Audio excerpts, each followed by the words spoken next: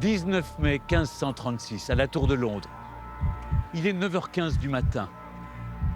Au cœur de cette forteresse, la prison la plus sûre du royaume, une foule retient son souffle.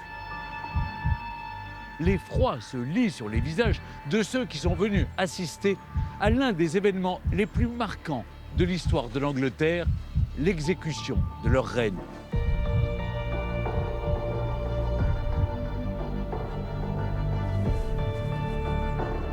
Face à eux, le regard fixe et ne montrant aucune faiblesse, Anne Boleyn, épouse du roi Henri VIII, vient d'être condamnée à mort.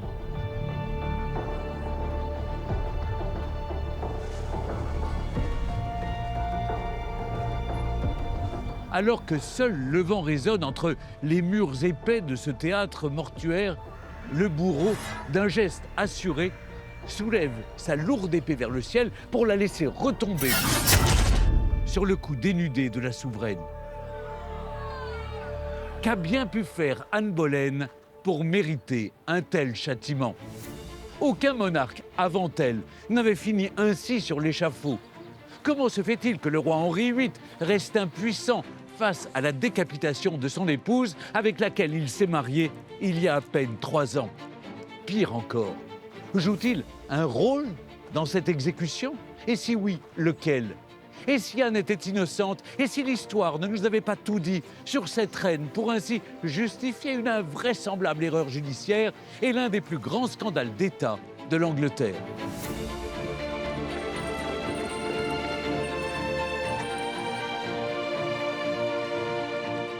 Percer le mystère Anne Boleyn, c'est voyager au cœur d'un royaume en pleine mutation et découvrir comment l'amour et l'obstination d'un homme, le roi Henri VIII, pour une femme, vont conduire le pays sur des chemins interdits au risque de se mettre à dos une bonne partie de l'Europe.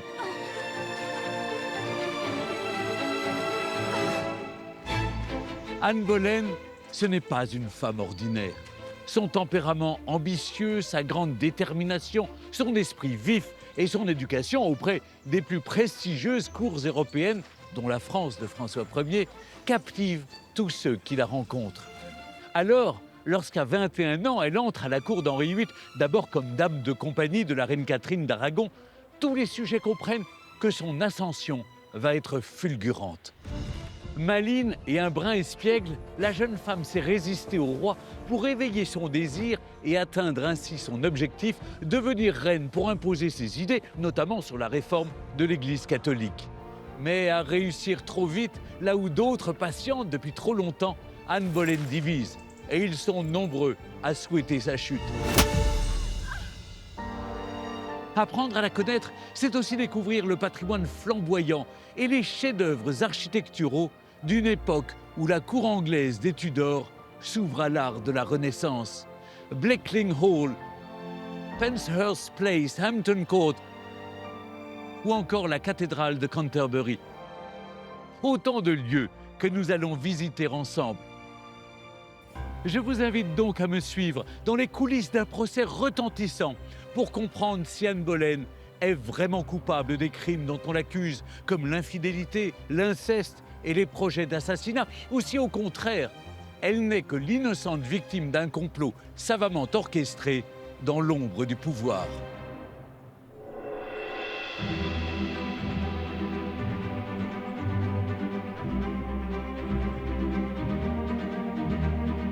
Je me trouve dans le Kent, à une 50aine de kilomètres au sud-est de Londres, pour entamer notre voyage au cœur d'un joyau médiéval, le château de Hever. C'est ici, entre ces murs, qu'Anne Boleyn passe son enfance, entre ambition familiale et rêve de grandeur. Entouré de douves, ce château a été édifié au XIIIe siècle sur les bases d'une forteresse avant de devenir, après 1462 et sous l'impulsion des Boleyn, une demeure élégante. Après un long déclin à partir du XVIIIe siècle, Hever renaît en 1903 grâce à William Waldorf Astor, un magnat américain passionné d'histoire qui le restaure entièrement et lui redonne tout l'éclat de la période Tudor. Une période qu'Anne Boleyn va elle aussi marquer de son empreinte. Près de 500 ans après, le procès retentissant dont la souveraine est la principale accusée continue d'alimenter les rumeurs et les versions les plus folles. Imaginez, nous sommes en mai 1536, le 15 précisément, et ce matin-là, c'est une reine qui se retrouve face aux juges. Des juges qui, vous allez le voir, ne vont laisser à la souveraine aucune possibilité de se défendre, ni aucun espoir de rester en vie. Printemps 1536, à la Tour de Londres. Il est 8h45 du matin.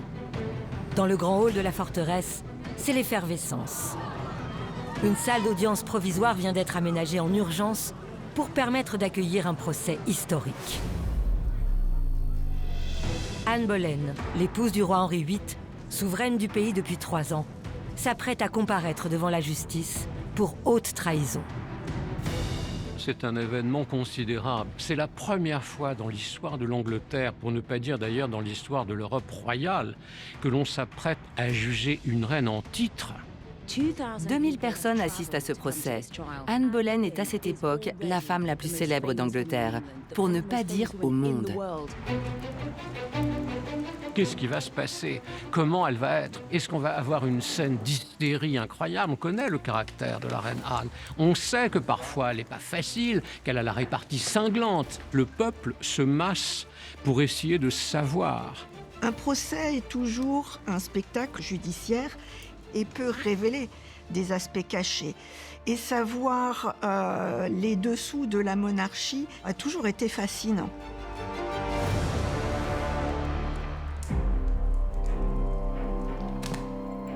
À quelques mètres de la salle d'audience, dans une cellule reculée de la Tour de Londres, Anne Boleyn fait les 100 pas. Brutalement arrêtée 13 jours plus tôt, c'est ici que la reine attend désormais son jugement. À l'approche de son procès, l'angoisse est à son comble et l'incompréhension domine. Que lui reproche le roi et pourquoi l'a-t-il arrêtée? Qu'a-t-elle fait pour mériter un tel traitement? Alors que l'une de ses dames d'honneur tente de la rassurer, Anne Boleyn craque et s'écroule, submergée par la pression.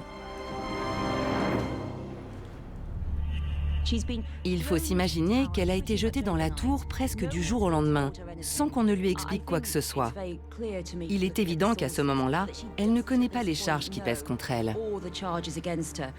On imagine un grand désespoir. Et c'est un désespoir d'autant plus grand que la Tour de Londres, c'est une forteresse. En fait, elle n'est pas enfermée dans sa chambre à Whitehall ou à Greenwich. Elle est dans un cachot militaire, en fait. La situation est vraiment terrifiante. C'est presque inimaginable. Le 1er mai, elle était encore reine au sommet de la société. Et 2 semaines plus tard, elle comparaît devant la justice, en sachant qu'il est désormais impossible d'échapper à son sort. Dans la salle d'audience, les juges passent une dernière fois en revue les pièces du dossier. À la tête du procès, Thomas Howard, le 3e duc de Norfolk, l'un des plus puissants seigneurs du royaume, qui n'est autre que l'oncle de la reine. À ses côtés, Thomas Cromwell, le procureur, une figure bien connue des arcanes du pouvoir. Il est dans l'entourage d'Henri VIII depuis une dizaine d'années, à peu près. Et il est le principal conseiller d'Henri VIII depuis 2-3 ans. Cromwell, que l'on considère à juste titre comme le premier ministre du règne, l'homme de toutes les puissances. Tout est fait pour impressionner, pour glacer l'atmosphère. De l'autre côté de la forteresse, dans sa cellule, Anne finit de se préparer. Il est 9h lorsque le gouverneur de la tour vient avertir solennellement la reine que le moment est arrivé. S'armant une dernière fois de courage, Anne essuie ses larmes d'un geste discret avant de quitter sans un mot sa cellule. Dans les couloirs glacés de la forteresse, elle avance à pas mesurés vers la salle d'audience, droite et résolue. Quelles que soient les accusations, elle est décidée à leur faire face. Garde, faites entrer l'accusé. Il y a un moment donné où les portes vont s'ouvrir et où Anne Boleyn, reine d'Angleterre, va faire son entrée. Alors à ses côtés, le fameux Kingston, qui est en quelque sorte son gouverneur, et autour d'elle, ses dames d'honneur. Elle incarne la reine incontestablement à ce moment-là. Elle reste quand même extrêmement digne et elle va, sinon les défier du regard, en tout cas les regarder droit dans les yeux. Une dignité d'autant plus affichée qu'Anne sait que dans la foule, rares sont ceux qui la soutiennent. Il y a clairement une opinion publique plutôt hostile à Anne Boleyn. De la même manière qu'elle était plutôt favorable à la première femme d'Henri VIII, qui était Catherine d'Aragon. Anne Boleyn est en quelque sorte l'ennemi public numéro 1. Elle n'est pas aimée parce qu'Henri VIII a écarté Catherine d'Aragon pour l'épouser. Et depuis ce jour, elle est accusée de tous les maux. On la traite de putain, de sorcière, de garce. Elle ne peut rien attendre d'aide venant de la population. Et puis enfin, à ce moment-là, on va prononcer les actes d'accusation. Pour découvrir les faits reprochés à la reine, il faut se rendre à l'ouest de Londres, aux archives nationales de Kew. Là-bas sont conservées les rares traces écrites du procès d'Anne Boleyn. Des pages chargées d'histoire qui nous permettent aujourd'hui encore de remonter le fil de cette journée décisive. Voici les archives du procès de la reine Anne Boleyn. Tous ces documents ont été soigneusement conservés dans une boîte d'archives dont nous possédons encore le sac en cuir d'origine. C'est assez incroyable. Ce vestige a été préservé durant près de 5 siècles.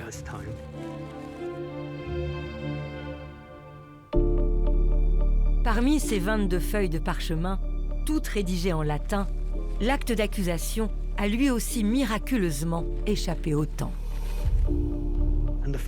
Dès les premières lignes, le document évoque le mariage d'Anne Boleyn avec le roi. Anne est présentée comme une épouse malheureuse, animée de désirs coupables et de volontés perverses. Elle est décrite comme instigatione diabolica, autrement dit possédée par le diable. Les accusations sont donc très graves.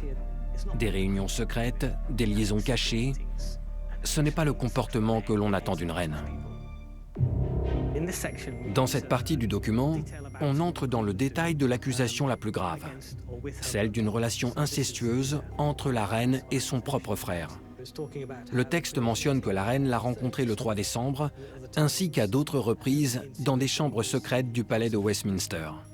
Ils auraient mêlé leur langue dans leur bouche, c'est l'expression employée, puis ils auraient eu un rapport sexuel. C'est une accusation choquante pour la morale du temps.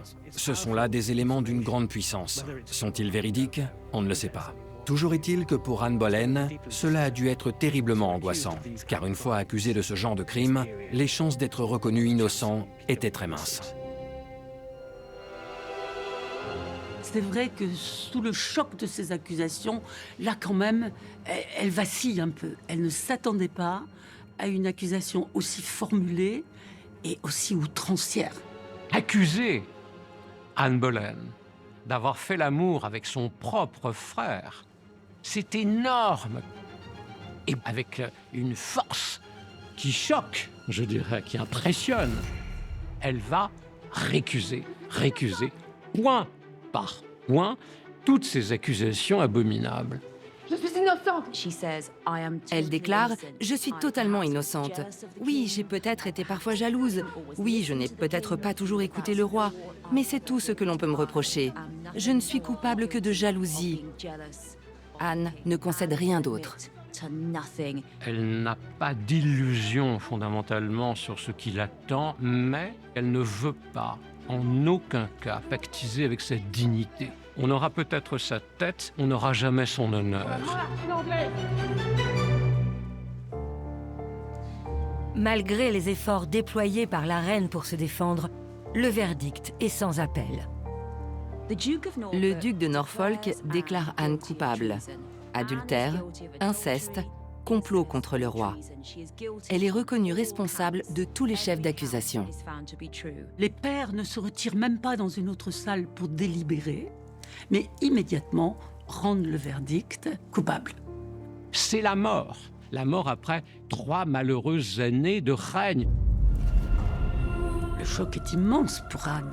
Elle a espéré jusqu'au bout qu'Henri la gracierait.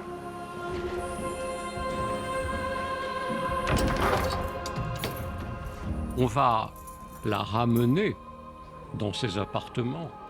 Et elle sait qu'on est en train de vivre un moment historique. On va exécuter une reine. C'est du jamais vu. Et si Anne Boleyn disait vrai?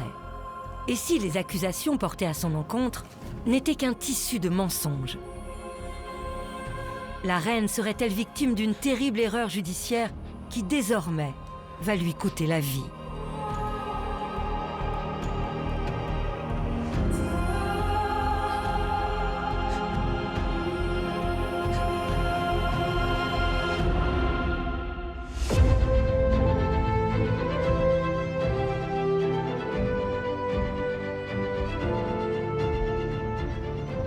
Toujours à Hever Castle, je me trouve maintenant devant l'entrée principale du château. Pour vous faire découvrir l'intérieur, il me faut d'abord franchir ce pont-levis. À l'époque des Boleyn, c'est déjà par ici que l'on accède à la demeure familiale. Me voici donc plus que jamais à marcher dans les pas de la jeune Anne.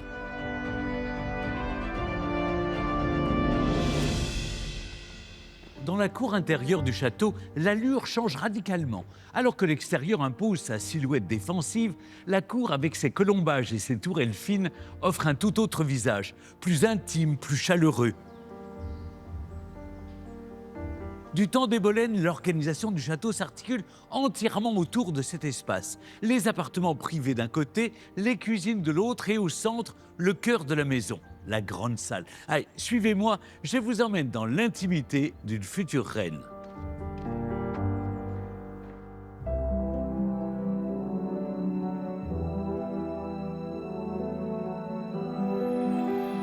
Me voici dans le hall intérieur, c'est le cœur de la vie domestique et familiale.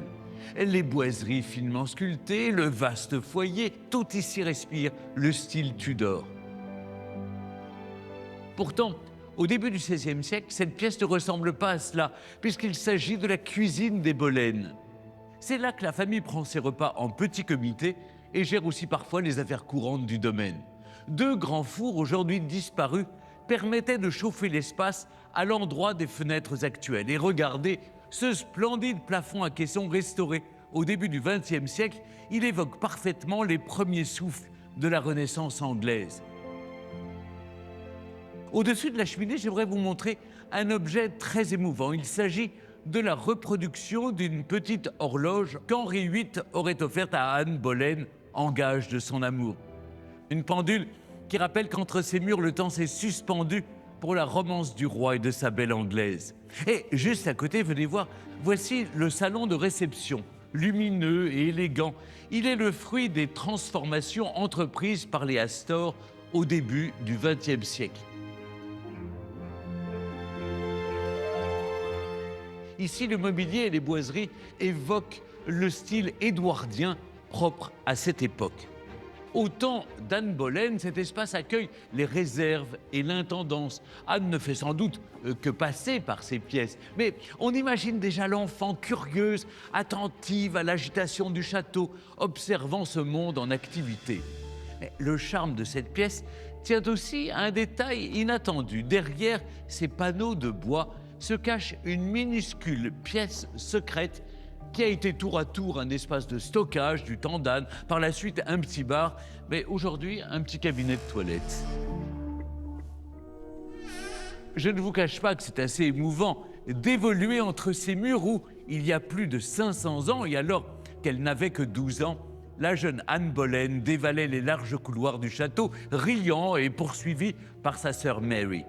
Mais en 1513, son père va l'arrêter net dans cette course folle et insouciante qu'est l'adolescence, pour lui annoncer une nouvelle qui va bouleverser sa vie. Printemps 1513, dans les jardins du château de Hever. Thomas Boleyn rejoint ses 3 enfants pour un déjeuner familial. Autour de la table, Marie, 13 ans, Anne, 12 ans, et Georges le Benjamin, âgé de 9 ans. Ce jour-là, le père de famille a une grande nouvelle à leur annoncer. Anne va rejoindre la cour des Pays-Bas pour devenir dame d'honneur de la régente Marguerite d'Autriche. Une opportunité inouïe de briller au sein de l'une des cours les plus influentes d'Europe. Aujourd'hui, cela peut nous sembler terrifiant d'envoyer à l'étranger une enfant de 11 ans. Mais à l'époque, c'est ainsi que l'on procède avec les jeunes filles. On les envoie se former et s'imprégner d'un certain raffinement européen. Pour l'époque, il n'y a pas de destin plus enviable. Si Anne est folle de joie, pour l'aîné du clan, en revanche, c'est le choc. Colère de Marie. Pourquoi abolir les droits de l'aîné? Ce sont les aînés normalement qui partent. Marie crie à l'injustice.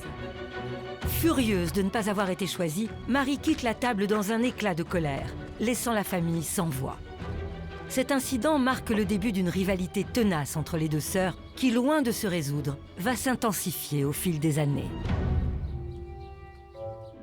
Thomas élève tous ses enfants pour qu'ils occupent des positions importantes, mais il considère vraiment Anne comme une exception. Il voit en elle une petite fille brillante qui apprend très vite. Elle a une personnalité différente, elle a un certain charisme, elle est sûre d'elle, elle est déterminée. Anne aime les livres, elle aime la musique, elle s'intéresse aux conversations, elle veut comprendre les mécanismes humains, elle a envie d'apprendre. Son père est vraiment persuadé que sa petite fille peut aller très loin. Née au sein d'une famille en pleine ascension, Anne bénéficie depuis toujours d'un environnement propice à l'excellence. Son père est un brillant diplomate, proche des coulisses du pouvoir, tandis que sa mère, Elizabeth Howard, incarne l'aristocratie la plus prestigieuse du royaume. Un lieu est encore aujourd'hui le symbole éclatant de la réussite familiale. C'est ici, niché au cœur de la campagne du Norfolk, dans le manoir de Bleakling Hall, qu'Anne aurait vu le jour en 1501. Un écrin de prestige, entouré d'une nature luxuriante, propice à l'éveil de la petite fille. La famille Boleyn s'installe à Bleakling en 1452. Ce sont des gens riches et bien établis. Nous avons des écrits qui racontent cela. Et lorsqu'ils arrivent ici, le manoir est en bois. Et ils décident de le remplacer par une structure en briques, un matériau très moderne pour l'époque. Le manoir qu'Anne a connu a été profondément modifié au début du XVIIe siècle. Mais l'environnement de Bleakling, lui, demeure intact. Anne a, semble-t-il, une enfance très agréable ici et riche d'enseignements, entourée de son frère George, de qui elle est très proche. Bleakling et ses environs forment à l'époque un territoire prospère, partagé entre quelques grandes familles influentes. Anne n'est pas isolée, loin de là. Son enfance est rythmée par les allées et venues, les rencontres, et elle goûte ici à une forme de liberté précieuse.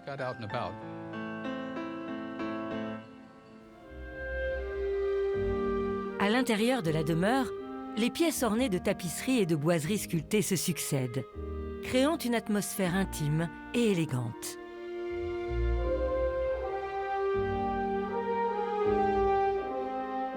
Mais l'espace emblématique du manoir est ce hall monumental, véritable cœur battant de la maison du temps des Boleyn. Nous sommes dans le grand hall de Bleakling Hall. Ce que l'on voit ici est un mélange d'architecture médiévale, de style Tudor et jacobéen. À l'époque Tudor, ce hall était plus petit. À une extrémité se trouvait l'estrade où la famille prenait ses repas, et au centre il y avait les domestiques. L'entrée, quant à elle, a changé de place à plusieurs reprises au fil des siècles, selon les besoins ou les saisons. À l'étage du manoir, la longue galerie de 37 mètres fait partie des joyaux de Bleakling Hall. Conçue à l'origine comme un lieu de promenade abrité, elle est transformée par la suite en bibliothèque, mais conserve son somptueux plafond finement sculpté, typique de l'art décoratif du XVIIe siècle. Une galerie qui mène à une série de chambres d'apparat, aux décors raffinés et délicats. Des pièces dans lesquelles l'ombre de la petite Anne semble encore planer. À Bleakling, les Boleyn occupent une place particulière dans l'imaginaire collectif. On raconte qu'Anne reviendrait ici chaque 19 mai, le jour de l'anniversaire de son exécution, arrivant en carrosse et tenant sa tête entre ses mains. Évidemment, c'est une légende, mais elle est tenace. La famille Boleyn a vraiment laissé une empreinte durable à Bleakling.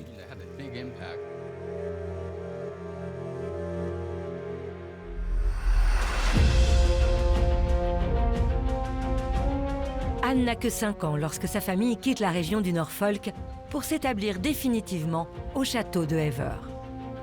Après son immersion à la cour des Pays-Bas, Anne reçoit les éloges de Marguerite d'Autriche, qui écrit à Thomas Boleyn pour vanter les qualités de sa fille de 12 ans. 2 ans plus tard, forte de ses compliments, le destin d'Anne prend un tournant décisif.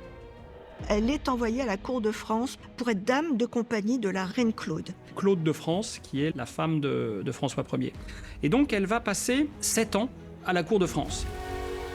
À partir du moment où Anne va mettre le pied en France, là c'est véritablement l'éblouissement absolu.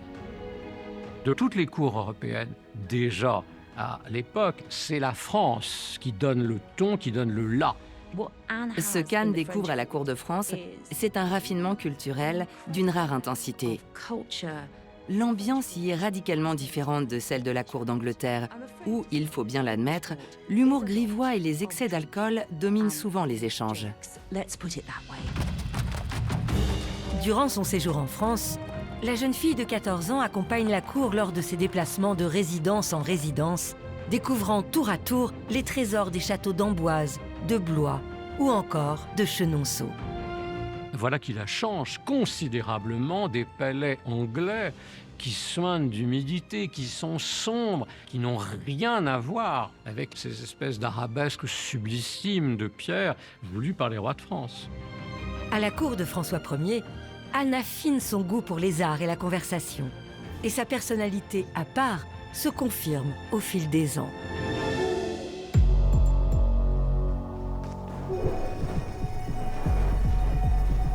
La jeune femme, âgée désormais d'une vingtaine d'années, se familiarise peu à peu avec un courant de pensée audacieux et clandestin qui commence à se répandre dans le pays. Elle va fréquenter notamment à la cour la sœur de François Ier, Marguerite d'Angoulême, qui est un esprit très éclairé. Et Marguerite d'Angoulême va être très sensible au courant réformateur qui anime l'Église à ce moment-là.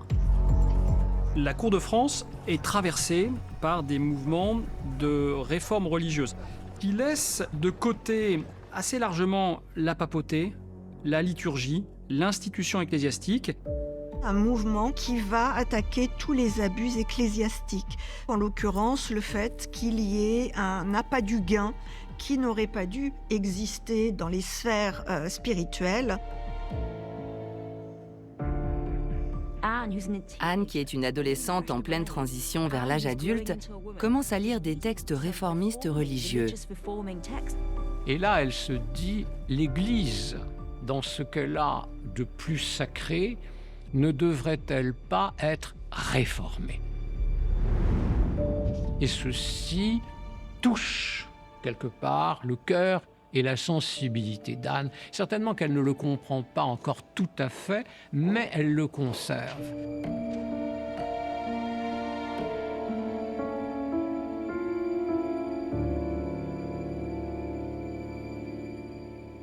Durant 7 longues années, Anne s'épanouit à la cour de France, mais hélas, la réalité historique la rattrape. À l'hiver 1521, les menaces de guerre entre la France et l'Angleterre reprennent, et la jeune fille doit quitter son paradis français. De retour dans son pays natal, son père lui cherche une autre place, et grâce à ses relations, il parvient à la faire entrer à la cour d'Angleterre, auprès de la souveraine de l'époque, une certaine Catherine d'Aragon. Cette fois, Anne n'est pas seule. Sa sœur Mary fait partie, elle aussi, de l'aventure. 1521, à la cour d'Angleterre. Ce matin-là, la reine Catherine d'Aragon est dans les jardins de Hampton Court, en compagnie de sa nouvelle dame d'honneur, Marie Boleyn.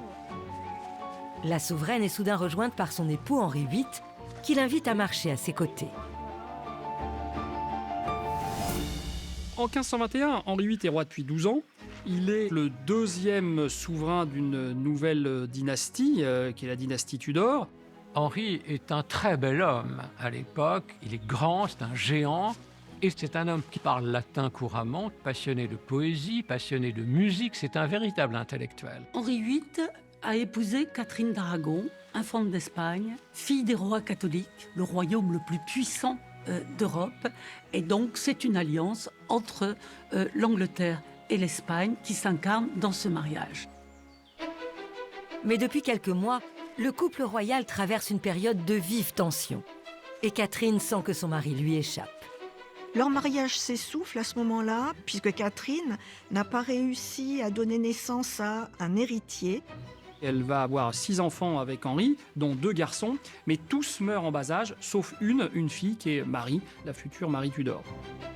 Dans les faits, c'est pas un problème pour l'Angleterre parce qu'il n'y a pas l'équivalent de ce qu'on appelle la loi salique en France. C'est-à-dire qu'il est nulle part écrit qu'une femme ne peut pas devenir reine d'Angleterre. Mais même si c'est pas impossible en Angleterre, c'est quand même pas le premier choix.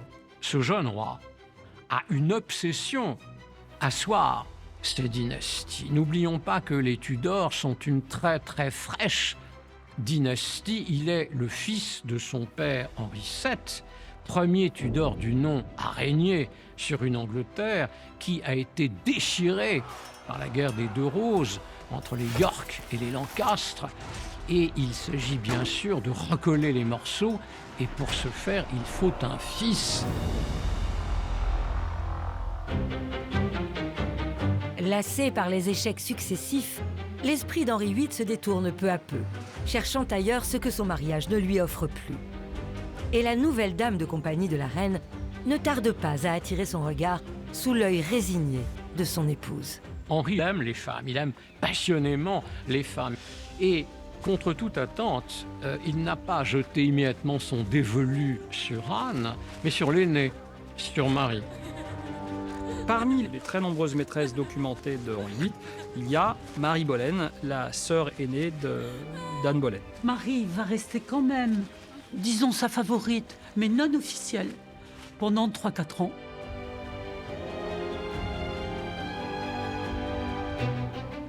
De son côté, Anne Boleyn, qui a désormais 21 ans, arrivée à la cour en même temps que sa sœur, observe sceptique cette liaison naissante. L'idée de voir Marie devenir une nouvelle maîtresse du roi, au gré de ses caprices, la révolte profondément. Après plusieurs mois de silence, sa colère explose. Ce qui peut, évidemment, estomaquer Anne, c'est la question suivante qu'elle pose à sa sœur. Mais que fais-tu de cet engouement ? Le roi, visiblement, te manifeste du désir, de l'amour peut-être. Tu en fais quoi ? Mais Marie n'a pas d'ambition.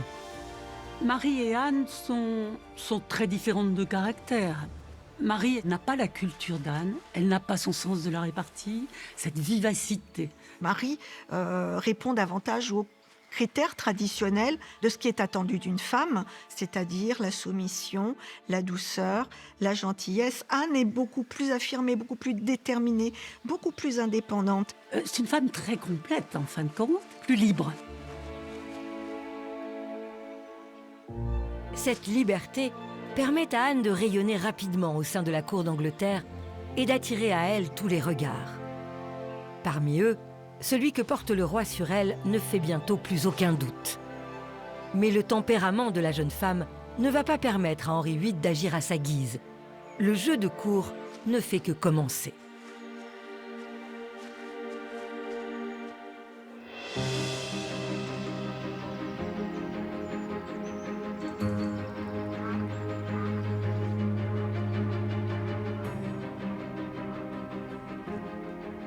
Je me trouve toujours au château de Hever et j'entre à présent dans ce qui fut le cœur battant de la vie sociale des Boleyn, la grande salle. C'est ici que la famille se réunit chaque jour autour de ces 2 longues tables en chêne massif. On imagine les rires, les discussions et parfois les stratégies familiales. Lorsque Henri VIII séjourne à Hever, c'est aussi dans cette pièce que sont dressés les banquets. Viande rôtie, épices rares venues d'Orient, vaisselle précieuse, la table devient le théâtre de la grandeur, mais aussi du pouvoir. Les boiseries Tudor finement sculptées, la cheminée monumentale surmontée des armes de la famille Boleyn, tout ici évoque les fastes du XVIe siècle. Et regardez de ce côté, sur ces étagères près de la cheminée, eh bien, elles sont d'origine, c'est là que la famille Boleyn rangeait sa vaisselle. Et l'on distingue encore les vestiges de la peinture de l'époque. Mais il y a encore un petit détail fascinant. Il y a cette serrure dorée, ici, sur cette porte. On raconte qu'elle aurait appartenu à Henri VIII, soucieux de sa sécurité au point de se faire installer un dispositif spécial. D'abord, on sait que c'est celle du roi parce qu'il y a évidemment les armes d'Angleterre et puis les fleurs de lys. Il prétendait toujours être roi de France. Et regardez, si vous appuyez sur la tête de mort, eh bien, la serrure apparaît. Derrière la grandeur des banquets, il fallait aussi préserver un peu d'intimité. Je vous emmène maintenant à l'étage découvrir les espaces privés des Boleyn.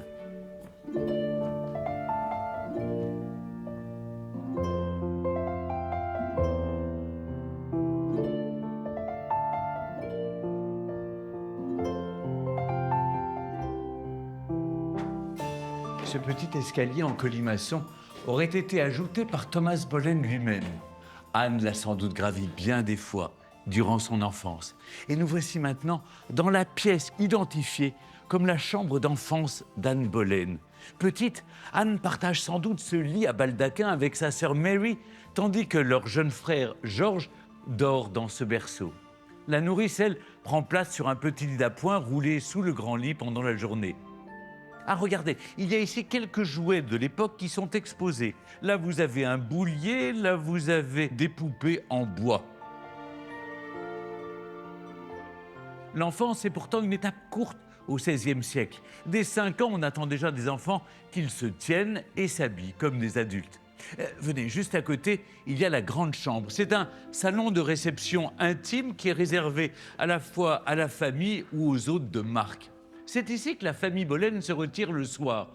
On y joue de la musique, on brode, on discute, tout cela à l'écart de l'agitation. Au mur, vous voyez les portraits du roi Henri VIII et de sa première épouse Catherine d'Aragon. C'est une façon d'afficher sa loyauté envers la couronne. On n'accroche pas au mur des images de soi, mais plutôt celles de la dynastie. Et plus haut, regardez, cette frise fait dialoguer plusieurs emblèmes. La grenade de Catherine d'Aragon, la rose des Tudors et là, le faucon blanc de la famille Butler, ancêtre d'Anne, un symbole qu'elle fera sien lorsqu'elle deviendra reine d'Angleterre. Mais il y a aussi au mur un petit nouveau, venez voir. Parmi ces figures illustres, voici un portrait de William Carey, l'époux de Mary Boleyn, la sœur aînée d'Anne. Longtemps resté dans des collections privées, ce tableau du XVIe siècle vient tout juste d'être acquis par le château de Hever. Une acquisition émouvante qui permet à cette œuvre de revenir parmi les siens en quelque sorte. Si Mary Boleyn épouse un proche du roi, Anne, quant à elle, nourrit des ambitions bien plus grandes, à la fois personnelles et politiques. Pourtant, lorsqu'en 1525, elle entre à la cour en tant que dame de compagnie de la reine Catherine d'Aragon, elle est loin d'imaginer que sa présence va provoquer un véritable séisme auprès des souverains et que ses répercussions vont faire vaciller l'Église et le royaume tout entier. «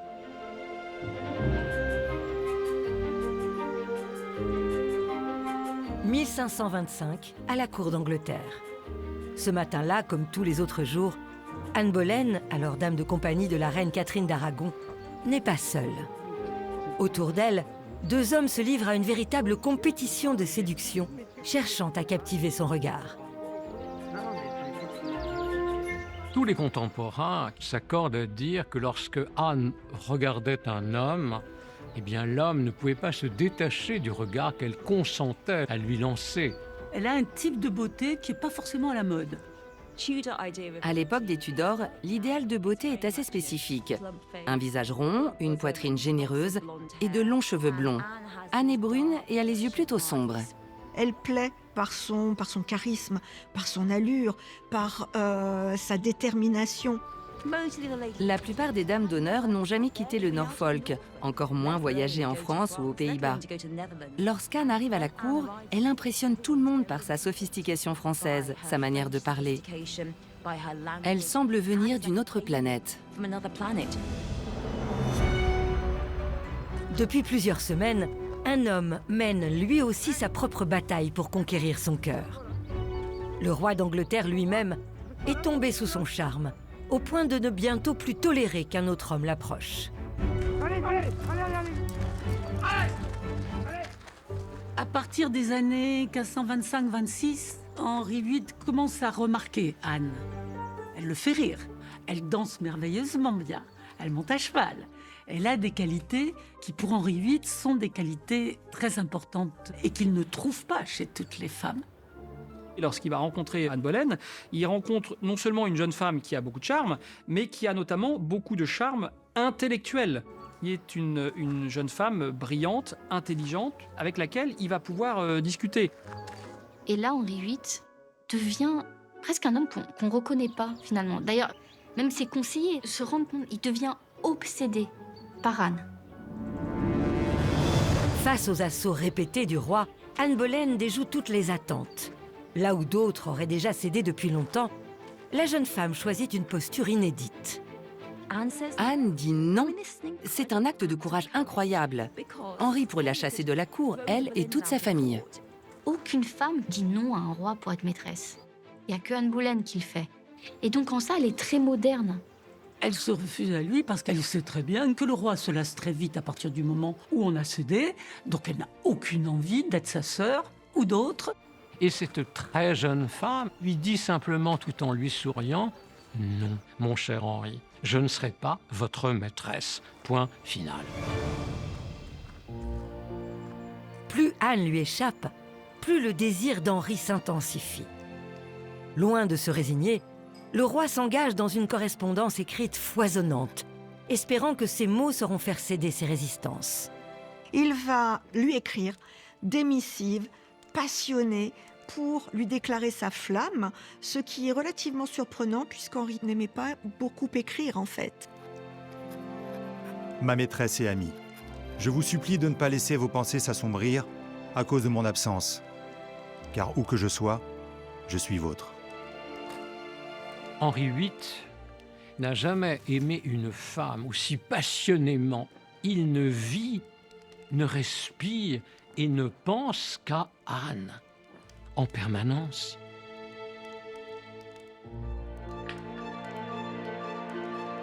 Je vous supplie de m'écrire vos pensées les plus secrètes. La tristesse me gagne si je reste sans nouvelles, car je ne peux être joyeux qu'en vous lisant.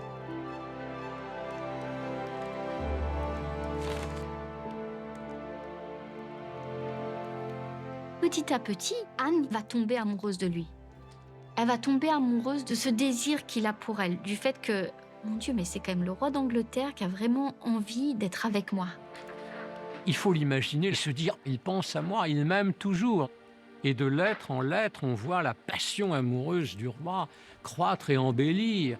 Anne aussi a succombé au charme d'Henri. Avec le temps, Anne consent donc à céder aux avances du roi, mais fidèle à sa force de caractère, elle lui impose des règles strictes. Anne choisit d'accepter son amour, mais elle pose une limite claire et ferme. Ils pourront passer du temps ensemble, échanger des mots doux, mais elle ira jusqu'à l'acte charnel à la seule condition d'être sa femme et donc de devenir reine. C'est l'impossible finalement, c'est même l'impensable. Elle n'est pas princesse, elle apporte aucune dynastie, une alliance dynastique. Elle est juste la fille d'un ambassadeur finalement. Et là, elle va dire au roi d'Angleterre, je ne serai pas ta maîtresse, mais je peux devenir ta reine. C'est du jamais vu. Régulièrement, pour échapper à la pression de la cour, Anne part retrouver la quiétude de ses terres natales, dans le Kent. Henri, rongé par le désir et l'impatience, ne tarde pas à la rejoindre, ou presque. À quelques kilomètres de la demeure des Boleyn, il trouve refuge à Penshurst Place, un somptueux manoir construit au XIVe siècle, devenu résidence royale en 1521.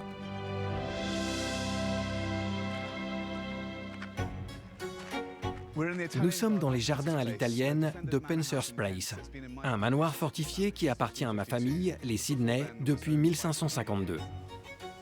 Mais avant cela, il était la propriété du roi Henri VIII qui vient régulièrement ici pour chasser. Le domaine offre un cadre idéal avec ses vastes parcs boisés au nord et au sud.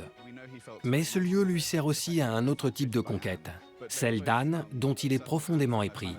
Tous les deux connaissent bien les codes de l'amour courtois, surtout Anne grâce à son passage à la cour de France. Ce jeu de regard, d'attente, d'indécision, il y a de vrais sentiments entre eux, mais aussi, je crois, une part de stratégie et de mise en scène.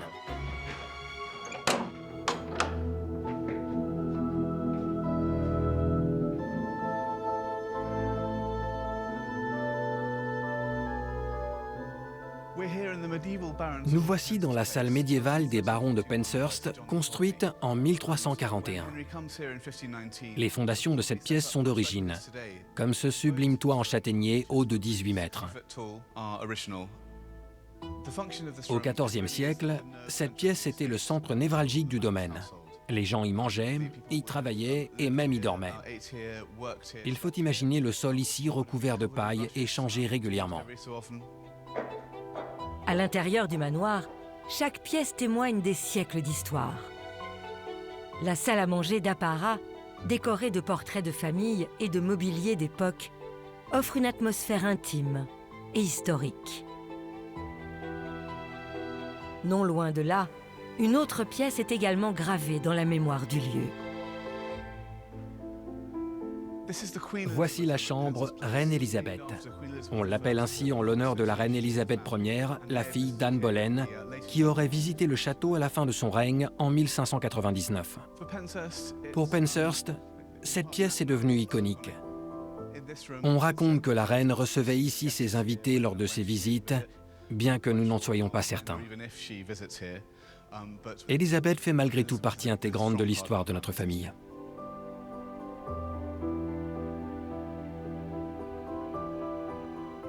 L'héritage d'Anne Boleyn et de la cour Tudor imprègne profondément cette maison.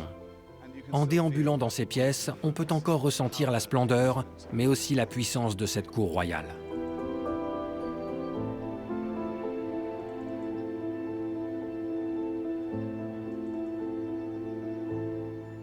Plus le temps passe, plus Anne met la pression à Henri VIII. Obsédé par la jeune femme, le roi n'a bientôt plus qu'une seule idée en tête, faire d'Anne Boleyn la nouvelle reine d'Angleterre pour pouvoir l'aimer pleinement et avoir enfin l'héritier tant attendu. Mais un obstacle de taille demeure. Le roi est toujours marié à Catherine d'Aragon qui refuse de renoncer à son trône. Déterminée à parvenir à ses fins, Anne Boleyn lui souffle alors une idée audacieuse qui va bouleverser à jamais l'histoire du royaume.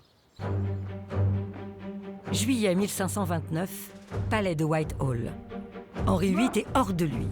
Quelques jours plus tôt, il a réclamé au pape Clément VII l'annulation de son mariage avec Catherine d'Aragon. Mais la réponse vient de tomber, cinglante. C'est un refus catégorique. Cette autorisation pontificale, elle a été donnée un certain nombre de fois dans le passé pour des annulations de mariage entre des princes chrétiens et leurs épouses.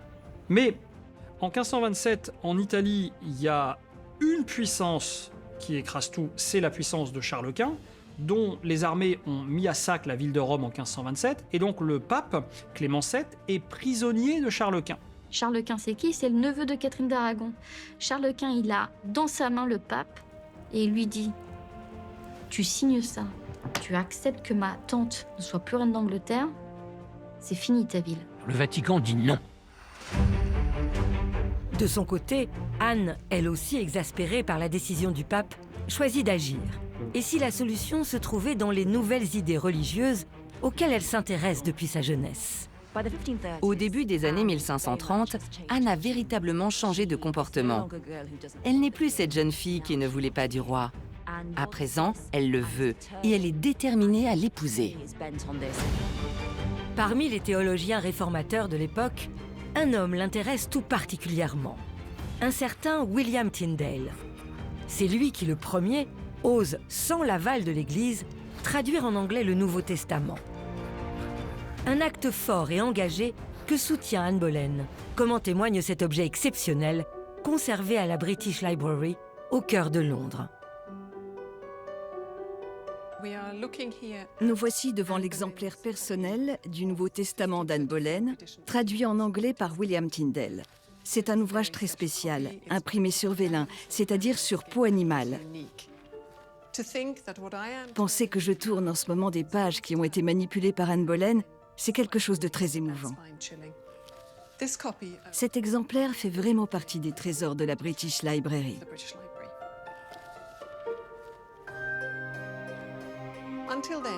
Jusqu'à la parution de cet ouvrage, La lecture de la Bible était réservée au clergé et se faisait en latin.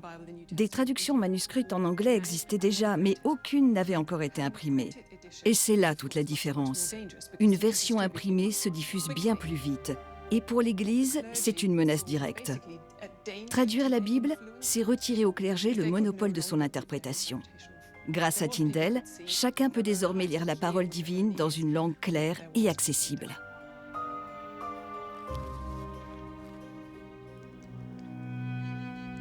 À l'époque, lire Tyndale est donc un acte interdit qui revient à défier ouvertement l'Église. Au risque de tout perdre, Anne Boleyn choisit de tendre au roi l'un de ses ouvrages les plus subversifs, L'obéissance d'un chrétien. Henri VIII, catholique convaincu, refuse d'abord d'y poser les yeux. Mais Anne insiste. Parmi les idées radicales du réformateur, elle sait qu'une en particulier pourrait ébranler ses certitudes. L'ouvrage de Tyndale démontre que le pape n'est en fait pas légitime à la tête de l'Église. Et si le pape n'est pas légitime, le pouvoir de l'Église peut revenir au monarque, au roi d'Angleterre. Imaginons une seconde ce qui peut se passer dans la tête du roi Henri. Et les arguments de William Tyndale commencent véritablement à s'imposer à la conscience du roi Henri VIII. Henri VIII, il est résolu. Il a réellement envie de se débarrasser de Catherine d'Aragon parce qu'il veut avoir son héritier. Et il veut se marier avec Anne Boleyn. Pour lui, le Christ, la foi, sont considérables. Donc il faut véritablement qu'il soit poussé à bout pour qu'il consente à dire « je suis le roi, je ferai ce que je veux ». On n'a pas de changement de religion réellement. C'est pas Henri VIII qui devient protestant, c'est juste quelqu'un qui a envie de se marier à une nouvelle femme et de ne pas respecter les règles de l'Église catholique romaine. Contre toute attente, Henri VIII franchit alors une ligne qu'aucun roi d'Angleterre n'avait osé franchir avant lui.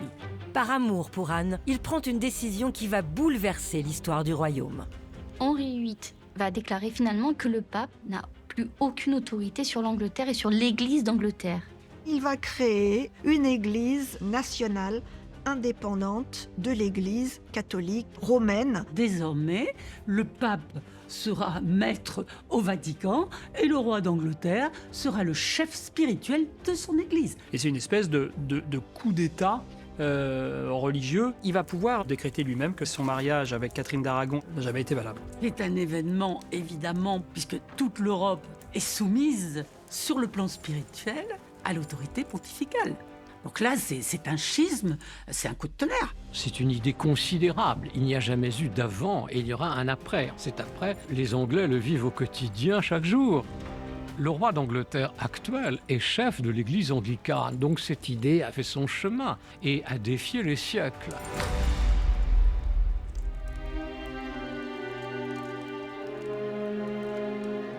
Un lieu symbolise encore ce tournant décisif dans l'histoire religieuse de l'Angleterre. Nichée au cœur du Kent, la cathédrale de Canterbury est considérée comme le cœur battant de l'église anglicane, l'héritière directe de l'église créée par Henri VIII il y a près de 500 ans. Ancien monastère fondé à la fin du VIe siècle, la cathédrale est profondément remaniée au fil des années jusqu'à devenir l'un des emblèmes spirituels majeurs du pays. Nous sommes ici à la cathédrale de Canterbury, considérée comme la mère de toutes les églises anglaises, car elle est le siège historique de l'archevêque de Canterbury, le chef spirituel de l'église anglicane. Depuis le schisme d'Henri VIII, le roi est le gouverneur suprême de l'église d'Angleterre, mais l'archevêque de Canterbury a également un rôle très important. Récemment, lors du couronnement du roi Charles III en l'abbaye de Westminster, c'est l'archevêque de Canterbury de l'époque, Justin Welby, qui a placé la couronne sur la tête du souverain. C'est lui qui détient l'autorité d'accomplir cet acte si symbolique.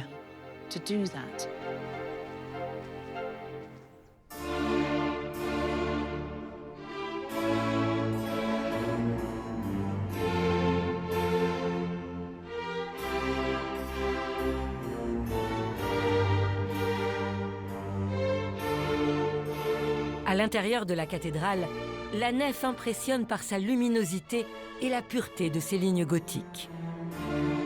Ses voûtes élancées mènent directement au cœur, véritable épicentre spirituel de l'édifice.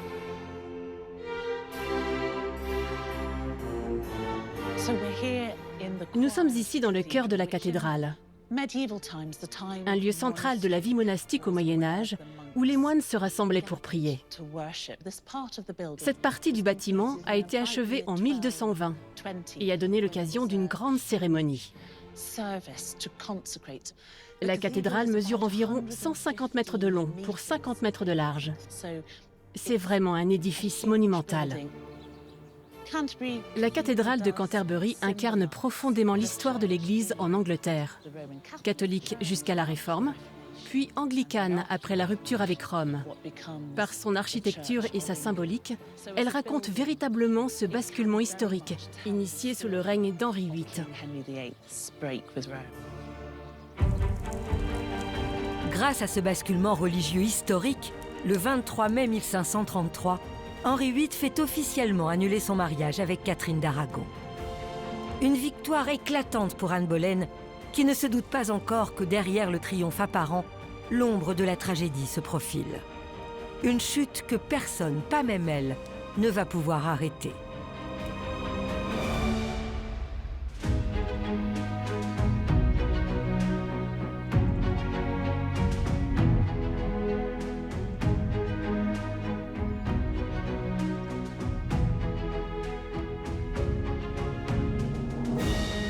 À Hever Castle, me voici à présent dans la galerie de l'escalier. Cette pièce est postérieure à Anne Boleyn puisqu'elle est construite au milieu du XVIe siècle à l'initiative d'Anne de Clèves, la quatrième épouse d'Henri VIII, qui possédera la propriété après leur divorce.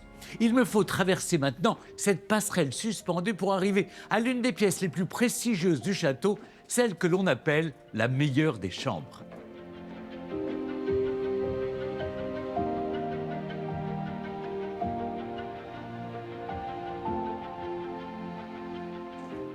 C'est ici que dorment les parents d'Anne, Thomas et Elisabeth Boleyn, sauf si un invité de plus haut rang vient à passer. Et dans ce cas, comme le veut l'usage, ils doivent lui céder leur lit. Cette chambre est la plus richement décorée du château. Tapisserie. À propos de tapisserie, regardez celle-ci. Elle est remarquable, elle date de 1520 et représente le camp du Drap d'Or, cette rencontre à Calais entre le roi de France, François Ier, et le roi d'Angleterre, Henri VIII. Vous remarquerez les fleurs de lys, évidemment, symbole de la France royale. Tapisserie, disais-je, mais aussi damas sur le lit, du velours. Tout ici, voyez-vous, respire le confort et le statut des propriétaires. C'est sans doute dans cette pièce qu'Anne séjourne à l'âge adulte, notamment en 1528, lorsqu'une épidémie de sueur frappe la cour. C'est peut-être aussi ici que son père, Thomas Boleyn, rend son dernier souffle en 1539. Mais cette chambre garde surtout l'écho d'un amour naissant. Car c'est sur ce petit bureau qu'Anne découvre les lettres d'Henri VIII, passionnées, enflammées. Et c'est aussi ici qu'elle répond à ces lettres. L'histoire d'un roi prêt à défier le monde pour la conquérir commence donc dans l'intimité feutrée de cette pièce.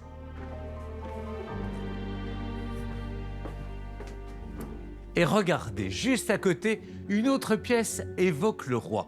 On l'appelle la chambre d'Henri VIII. D'ailleurs, il est là, ainsi qu'Anne Boleyn. En réalité, le souverain n'a probablement jamais dormi ici, préférant loger dans son manoir de Penshurst Place tout proche. Mais c'est l'usage à l'époque d'avoir une chambre pour le roi dans chaque demeure noble. Ici, les boiseries murales sont en grande partie d'origine Tudor et sont encore visibles. Seule la cheminée et les fenêtres ont été ajoutées au XXe siècle lors des restaurations entreprises par la famille Astor. Le lit à baldaquin spectaculaire est orné, vous le voyez, de motifs symboliques typiques de l'époque. Il y a des fruits sculptés, des oiseaux et puis des personnages, des esprits protecteurs censés favoriser la fertilité et chasser les mauvais rêves.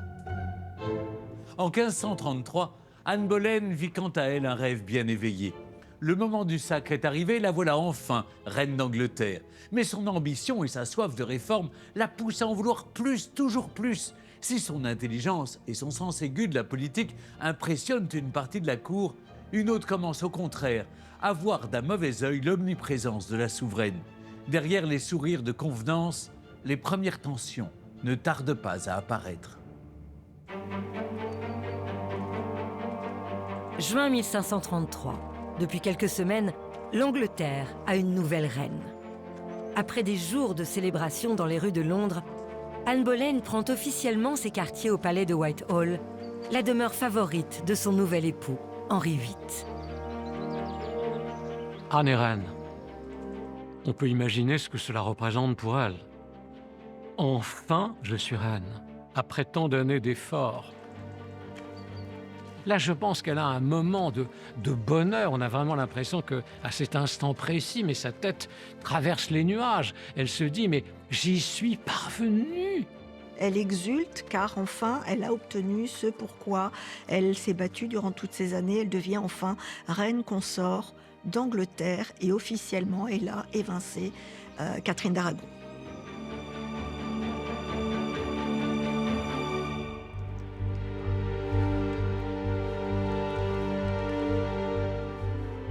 Il faut imaginer ce moment où enfin Anne et Henri vont se retrouver dans l'intimité.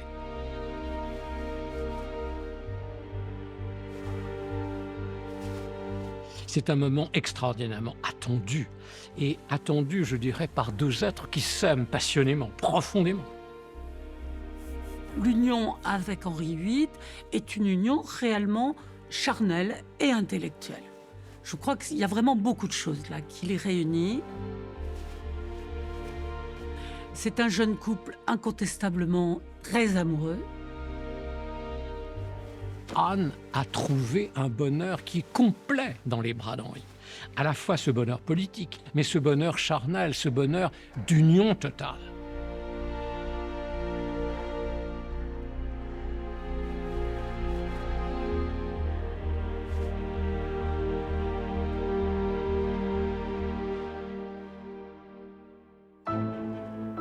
Dès le début de son règne, loin d'être intimidée par son nouveau statut, Anne embrasse son rôle avec assurance et entend marquer la cour de son empreinte.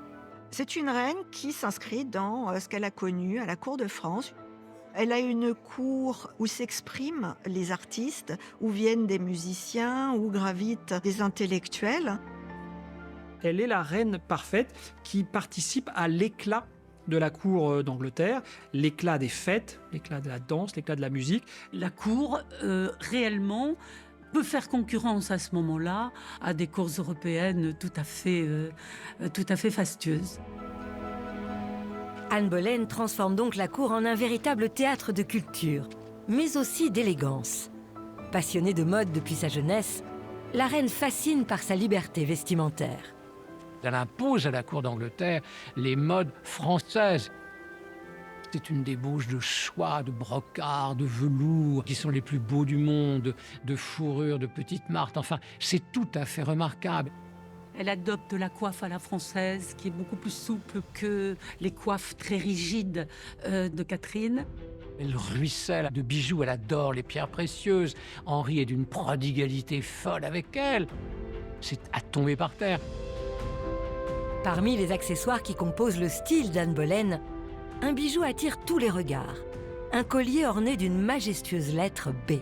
C'est un symbole personnel et familial qui montre la fierté de son appartenance aux Boleyn.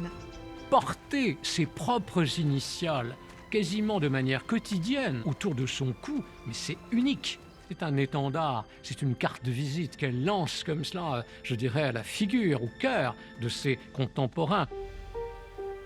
Reine flamboyante, Anne Boleyn aspire depuis toujours à être une souveraine influente, capable de peser dans les affaires d'État. Anne s'intéresse beaucoup aux affaires religieuses et politiques. Elle tient à participer à la prise de décision. Il est fréquent qu'elle discute théologie et politique avec Henri. Anne voit son rôle autrement. Elle a été influencée par le pouvoir féminin de Marguerite d'Autriche, de Louise de Savoie ou encore de la reine Claude. Elle voit son rôle comme celui d'une politicienne. Elle est une première dame, plus qu'une reine. En accédant au trône, Anne n'élève pas seulement son propre destin, elle entraîne sa famille dans son sillage. Son frère Georges, désormais à la cour, partage avec elle influence et ambition. Georges Boleyn, c'est un courtisan brillant qui parle français, qui se déplace en France, qui illustre bien l'éclat de la cour d'Henri VIII.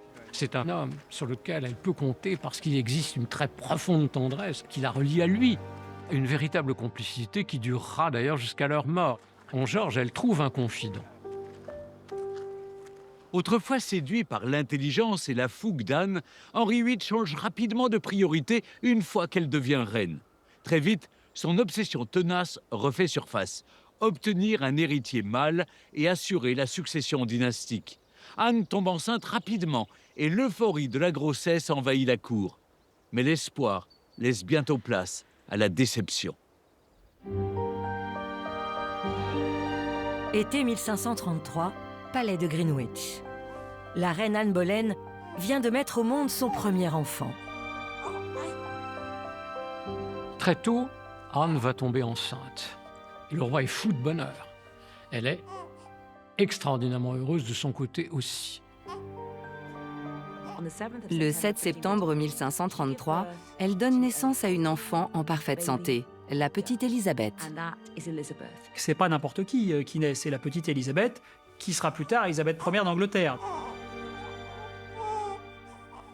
Mais alors qu'Anne berce tendrement son bébé, dans son regard, l'inquiétude se décèle.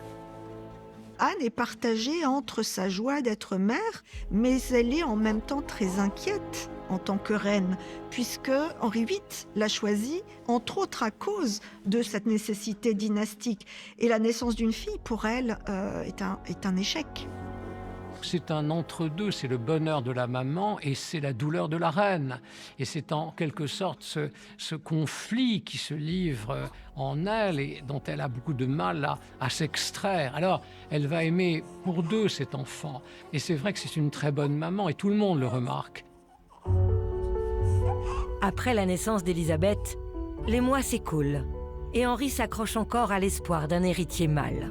Il se dit, bon ok, perdons pas espoir. C'est que notre premier enfant, après tout. Il pense qu'il peut avoir un fils. Il a 42 ans. Il est encore vigoureux. Anne est encore jeune. Elle a fait preuve qu'elle n'était pas stérile, ce qui est déjà essentiel. Et donc on va refaire l'amour pour essayer, bien évidemment, de retomber enceinte de ce fils tant attendu. Mais hélas, le sort implacable va rapidement mettre un terme aux espoirs du couple. Malheureusement pour Anne, ces grossesses vont se traduire par des échecs. La reine ne parvient plus à mener ses grossesses à terme. En fait, elle va avoir que des fausses couches après Élisabeth. Le temps passe. Et cette horloge terrible, ce combat contre la montre, va profondément affecter les rapports qu'il y a entre Henri et Anne. À la fin du mois de janvier 1536, un événement imprévu va venir troubler l'équilibre déjà fragile du couple royal. Lors d'une joute organisée à Greenwich, le roi est victime d'un grave accident. Il y a une fausse manœuvre d'Henri VIII, et en fait son cheval tourne sur lui, Henri VIII perd un étrier, Henri VIII tombe, il perd connaissance et il est dans le coma pendant 2 heures. Et il y a une hypothèse qui n'est pas prouvée, c'est que est-ce que le choc n'a pas provoqué quelque chose, parce qu'il est différent à partir de cet accident. Henri subit une commotion cérébrale et certains disent que son cerveau aurait été altéré. À partir de là, Henri manifeste un caractère qui est de plus en plus dur, de plus en plus autoritaire et de plus en plus violent. Leur relation devient là très complexe, très tumultueuse. Il perd son sang-froid avec elle. Ils vont avoir des disputes où ils se crient l'un sur l'autre, mais avec des gens autour d'eux. Enfin, ils deviennent une caricature de leur propre histoire d'amour, finalement. Un matin d'hiver, au cœur d'une énième querelle conjugale, Anne, enceinte de quelques mois, est saisie par une douleur fulgurante. Sous les yeux d'Henri VIII, la tragédie semble, une fois encore, se répéter. Au moment où elle ressent cette douleur abominable, au cœur de son intimité, dans son ventre, dans ses entrailles, Anne comprend. Une fois de plus, la reine est en train de perdre l'enfant qu'elle porte. Mais cette fois, l'épreuve va prendre une autre dimension. Car Anne découvre quelque chose qui va rendre sa perte encore plus déchirante.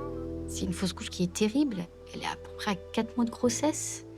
Il voit le fœtus, quoi. Et le fœtus, c'était un garçon. Les sages-femmes seront capables de lui dire « c'était un fils ». Et ces 3 mots « c'était un fils » la clouent au pilori.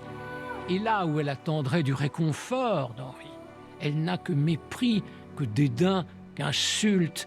Et il lui dit « notre couple est maudit, vous me portez malchance ». Henri VIII se dit « bon, en fait, Dieu ne veut pas en fait, que j'ai un petit garçon avec cette femme ». Il est très violent dans sa réaction avec Anne. Il décide de complètement l'ignorer. Il lui donne aucun soutien. Elle est en souffrance. Elle vient de perdre son bébé. Elle vient de perdre son fils. À cet instant précis, alors que la douleur la submerge, Anne comprend que tout bascule. Non seulement elle vient de perdre son enfant, mais elle perd aussi peu à peu sa place si particulière dans le cœur du roi. La dernière fausse couche d'Anne lui fait prendre conscience quand même que sa situation devient de plus en plus fragile. Anne se rend compte qu'elle est en sursis, en fait. Je crois vraiment qu'à l'instant où on va lui dire « c'était un enfant mâle et malheureusement il n'a pas vécu », elle sait que Henri a pris ses décisions. Ce qu'Anne Boleyn ignore encore, c'est que le roi va bientôt fouiller son passé et trouver des raisons de l'exclure définitivement de sa vie. Et si derrière son assurance, la reine avait réellement quelque chose à cacher?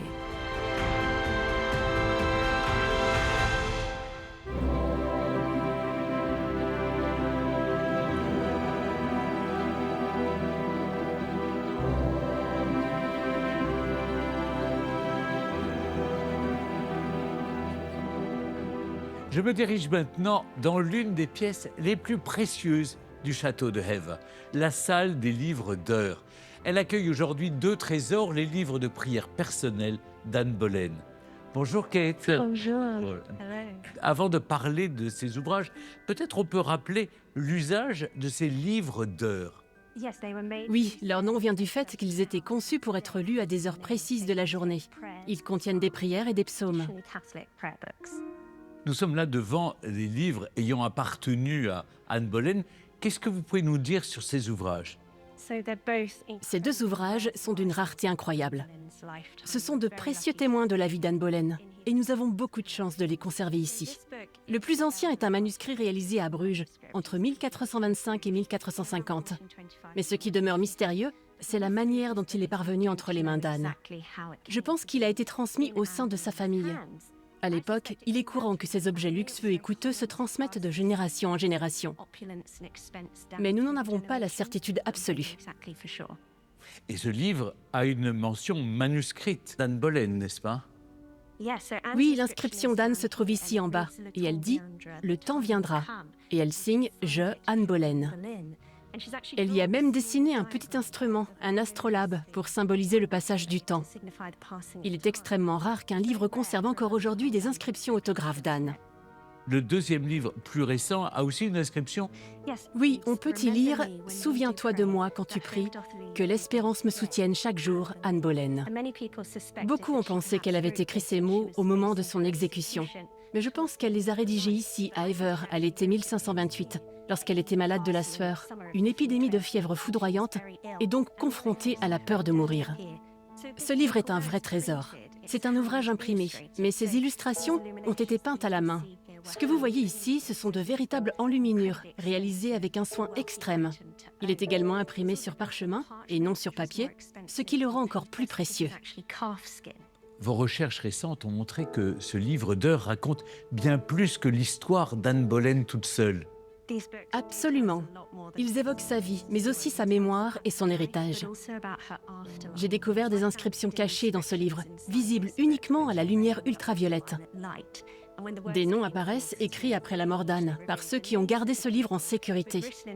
Après sa chute, il était dangereux de posséder un objet portant son nom ou son visage. Ce livre a donc survécu grâce à un réseau de proches fidèles qui ont su le préserver dans l'ombre. Merci beaucoup, Kate. Thank you very much. Avec plaisir. J'aimerais maintenant vous faire découvrir une pièce qui est postérieure à Anne Boleyn, mais l'une des plus emblématiques du château. Vous me suivez ?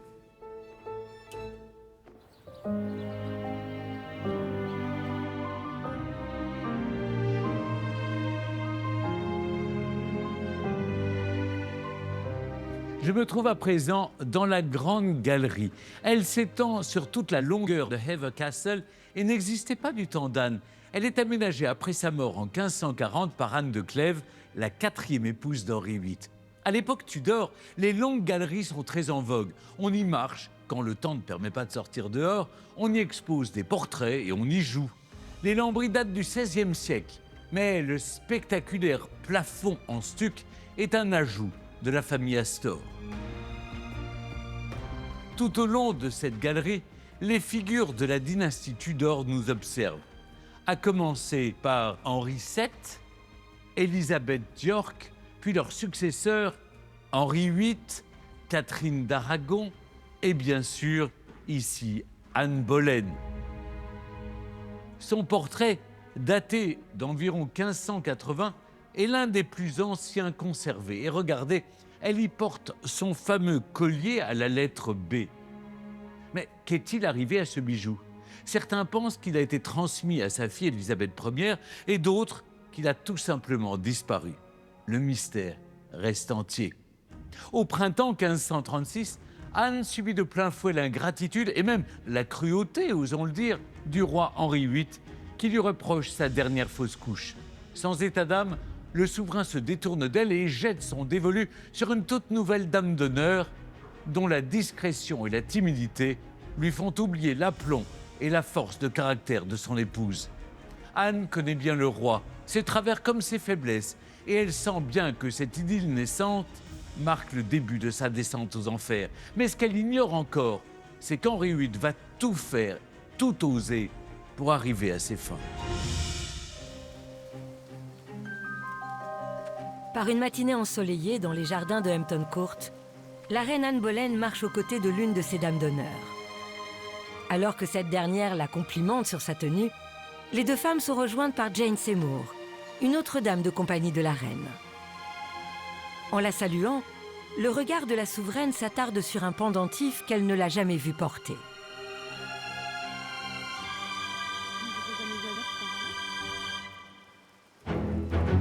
Alors qu'elle souhaite l'admirer de plus près, Jane recule. Anne, poussée par un pressentiment, insiste. Sentant que Jane lui cache quelque chose, d'un geste brusque, la reine arrache le médaillon du cou de la jeune femme, laissant cette dernière incrédule. Dans ce médaillon, il y aura, dit-on, le portrait du roi Henri. Et lorsque Anne Boleyn, la reine, s'aperçoit en fait que Jane Seymour vient quasiment la narguer sous ses yeux en portant le portrait de son mari autour de son cou, c'est l'humiliation suprême. Henri VIII fréquente en réalité Jane Seymour depuis le début de l'année 1536. Anne a le cœur brisé. Henri lui avait juré qu'il l'aimait, qu'il ferait n'importe quoi pour elle, qu'il était obsédé par elle. Et voilà qu'il a une liaison avec une autre femme. Anne a peur également. Jane est silencieuse, douce. Elle est tout ce qu'Anne n'est pas, en fait. Avec un tempérament peut-être moins problématique que celui d'Anne. Pourquoi cette nouvelle favorite n'arriverait pas à faire ce qu'elle-même a fait, c'est-à-dire détrôner la reine qui se trouve aux côtés d'Henri VIII?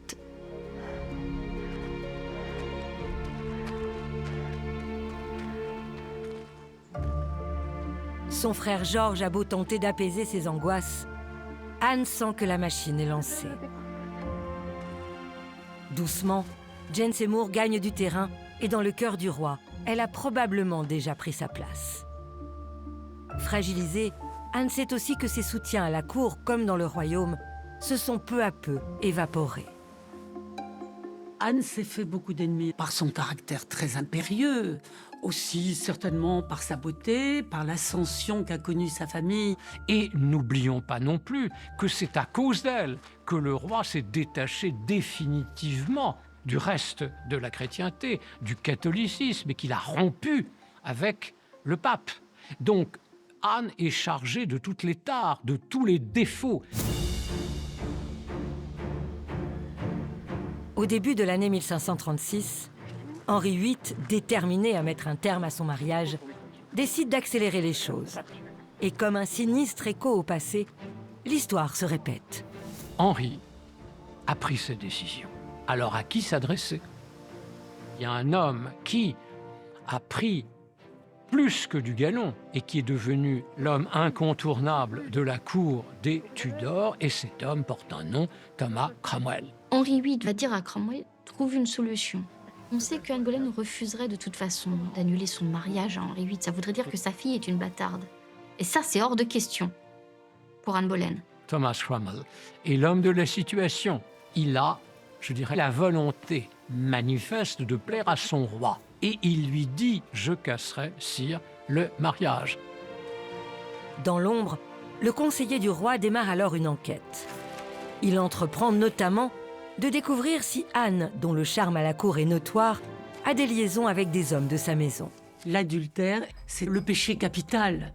Dans un couple évidemment catholique, uni par la religion, l'adultère est une cause de répudiation, plus particulièrement évidemment chez une reine. Thomas Cromwell commence donc à s'entretenir avec les dames de compagnie d'Anne et d'autres gens à la cour. Et là, incroyable, les témoignages affluent. Les accusations commencent à circuler. Adultère, comportement léger, flirt. On dit également qu'elle souhaiterait la mort d'Henri VIII et qu'elle aurait eu des propos concernant la virilité d'Henri VIII. On a le sentiment véritablement que Thomas Cromwell n'a qu'à ouvrir la nasse dans laquelle les témoignages, tous à charge, vont et viennent les uns après les autres. Adultère, trahison. Les accusations prennent encore une autre ampleur lorsque la femme de George Boleyn, le frère d'Anne, affirme qu'il entretiendrait une relation incestueuse avec la reine.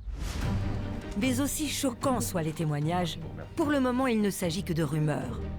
Aucun des accusés n'a reconnu les faits. Jusqu'au jour où un certain Mark Smeaton fait basculer le destin de la reine.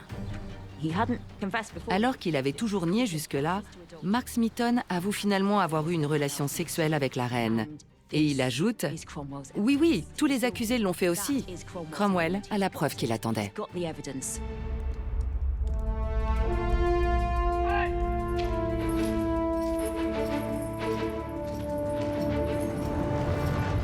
Le 2 mai 1536, Anne Boleyn est officiellement arrêtée. Sans pouvoir dire au revoir à sa fille, elle rejoint l'endroit le plus redouté du royaume, la Tour de Londres. Cette forteresse fait aussi, à cette époque, office de prison pour les puissants tombés en disgrâce.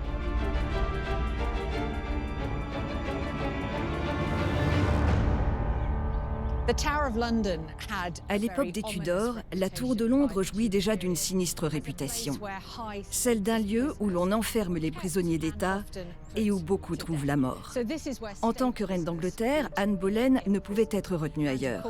Son rang l'a destinée à cette prison d'exception.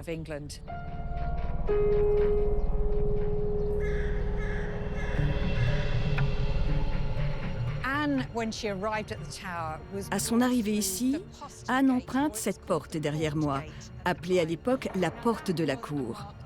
C'est un privilège réservé à son rang de reine, car la plupart des prisonniers entraient à l'époque par la sinistre porte des traîtres. En passant par cette autre porte, elle a pu croire un instant qu'elle échapperait au pire. Mais cet espoir, on le sait, sera de courte durée.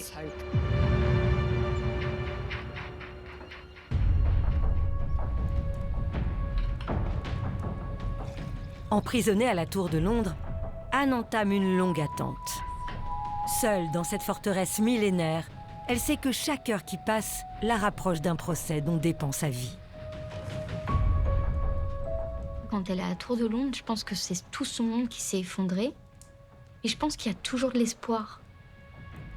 Et elle se dit finalement, je vais être envoyée dans un couvent. Elle va trouver une solution. On n'exécute pas une reine qui a été couronnée. Ça n'existe pas. Ça ne s'est jamais fait.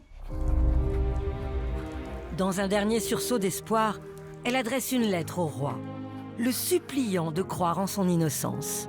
Dans cette lettre qui est bouleversante, elle lui dit qu'elle n'est pas coupable. Et elle leur répète inlassablement « Je suis innocente ». Mais Henri ne lira pas la lettre. Il est en train de courtiser Jane Seymour, dont il est fou amoureux, comme il avait courtisé Anne Boleyn quelques années auparavant. Cela paraît fou. Henri a tellement aimé Anne. Il a bouleversé le monde pour elle et 3 ans plus tard, il semble l'avoir totalement oubliée. Et en fait, de certains témoignages qu'on a, il semblerait que c'est assez rapidement au cours de sa détention qu'elle va comprendre que c'est terminé.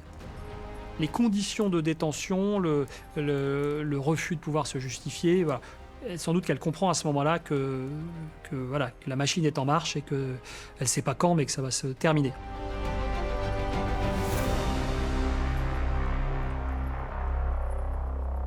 Le 15 mai 1536, jour de son procès historique, la sentence est donc implacable. Malgré ses tentatives de défense, Anne Boleyn est condamnée à mort. 2 jours plus tard, les 5 hommes accusés d'avoir eu des relations sexuelles avec elle sont exécutés en place publique.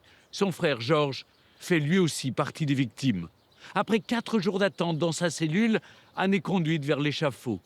À l'aube du 19 mai, la reine d'Angleterre s'apprête à vivre ses derniers instants.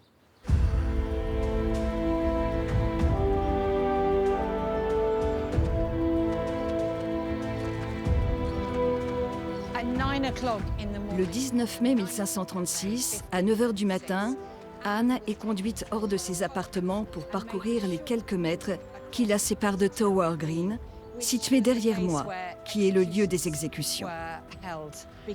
Même si l'exécution se voulait privée, une foule s'est rassemblée ce jour-là. Près d'1 millier de personnes sont venues assister aux derniers instants d'Anne Boleyn. C'est un moment incroyablement solennel et historique.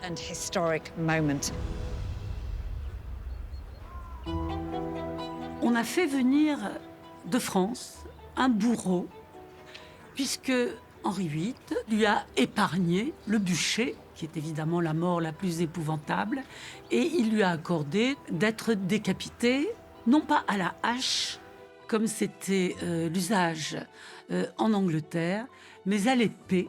En général, la mort est beaucoup plus rapide. Délicatement, l'une des dames d'honneur d'Anne lui enlève son manteau.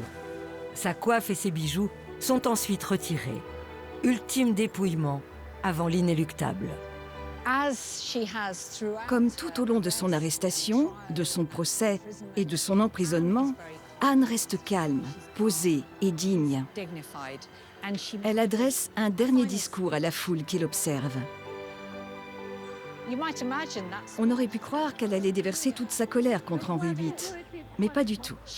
De manière surprenante, elle prie pour le roi. Je prie Dieu de sauver le roi et de lui accorder un long règne sur vous, car jamais il n'y eut de prince plus doux ni plus miséricordieux. Et envers moi, il a toujours été un seigneur bon, doux et souverain. À qui pensait-elle? À sa fille. C'est-à-dire qu'elle laisse un bébé de 2 ans et demi aux mains de qui? Elle sait très bien que les Boleyn ne sont plus rien, que la disgrâce est totale. Et c'est une mère qui abandonne au bon vouloir d'Henri VIII l'existence même de cette petite princesse. Elle va tout faire pour protéger sa fille et donc se soumettre au maximum en espérant, c'est très animal presque comme comportement, hein. C'est qu'une fois qu'elle ne sera pas là, que le roi ne s'en prenne pas à sa fille. Il est 9h15 et l'heure est venue. Anne Boleyn s'agenouille, digne et résolue. En silence, elle se prépare à recevoir le coup d'épée qui va sceller son destin. On exécute donc à la française, ce qui veut dire pas de billot, Donc Anne est obligée de se mettre à genoux et d'incliner le corps, d'incliner le buste et de baisser le front.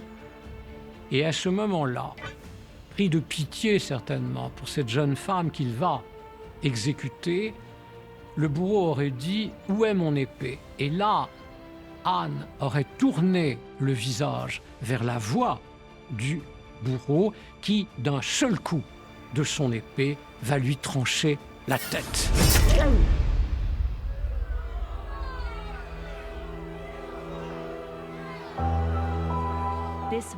L'exécution d'Anne Boleyn est l'un des événements les plus marquants de l'histoire britannique. Un moment gravé à jamais dans la mémoire du royaume. C'est un choc pour tout le monde. C'est quelque chose qui n'a jamais été fait avant. Aucun roi n'a jamais osé faire quelque chose comme ça. À l'instant où la reine d'Angleterre meurt, les canons résonnent, les canons de la tour de Londres qui sont tirés pour prévenir le peuple que c'en est fini, que la reine Anne a cessé de vivre. Henri VIII, loin de la scène, entend lui aussi les coups de canon retentir dans la ville. Le message est sans appel. La reine est morte, il peut désormais se remarier. Tandis que le roi retrouve sa liberté, Anne, elle, est privée de tout honneur. Preuve poignante que personne ne pensait que cela irait jusque-là, c'est qu'aucun cercueil n'a été préparé pour Anne. On doit se rendre à l'armurerie voisine pour y trouver un vieux coffre à flèches. Et c'est dans ce coffre que sont placées les dépouilles de la reine, avant d'être conduite à la chapelle Saint-Pierre-aux-Liens, au cœur même de la tour de Londres. Le 15 mai 1536, l'Angleterre n'a donc plus de reine. Malgré l'incrédulité de la foule, pour beaucoup, le roi n'a fait qu'appliquer la justice. Mais si tout cela n'était que mensonge et calomnie, derrière la version officielle, une toute autre vérité concernant Anne Boleyn pourrait bien surgir.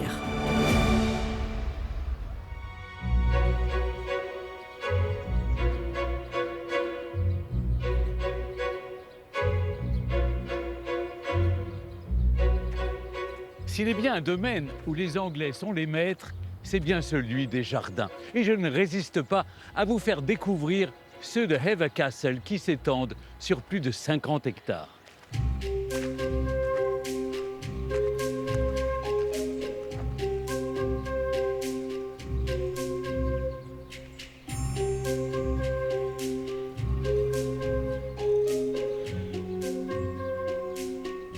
Dans la roseraie du château, 5000 rosiers composent un véritable festival de couleurs et d'odeurs. On reconnaît ici la rose Absolutely Fabulous, ici la Love Struck et ici la Lucky. Aujourd'hui, près d'une quinzaine de jardiniers s'activent à plein temps pour faire des jardins de Hever l'un des jardins les plus visités du Royaume-Uni.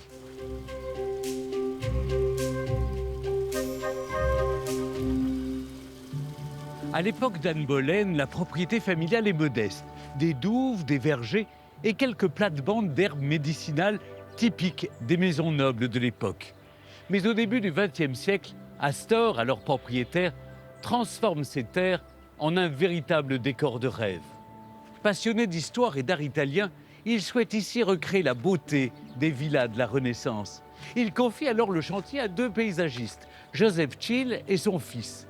En 4 ans, plus de 800 ouvriers font surgir de terre des bassins, des allées et même un lac de 14 hectares creusé à la main. Hever devient alors un écrin inspiré de l'Italie classique. Pensé pour accueillir la collection des statues antiques de William Waldorf Astor, ce jardin rend hommage aux grands principes de l'architecture méditerranéenne. Colonnes, pergolas, fontaines, des bustes gréco-romains, parfois vieux de 2000 ans, veillent depuis leur niche, tandis que leurs inscriptions latines célèbrent les valeurs humanistes de la Renaissance.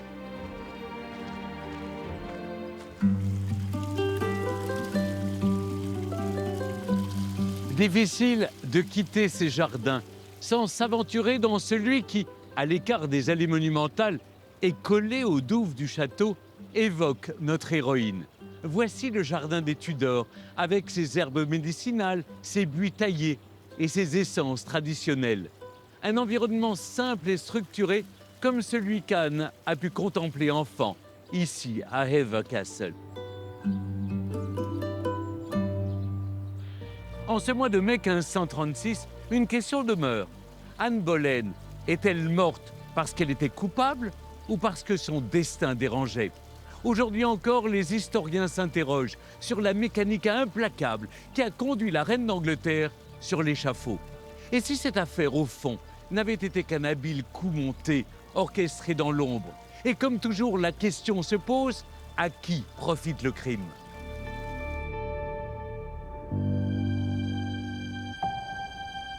Mai 1536, dans une chapelle reculée du royaume. Ce matin-là, Thomas Cromwell, le puissant conseiller du roi, a convoqué Mark Smeaton, un jeune musicien de la cour.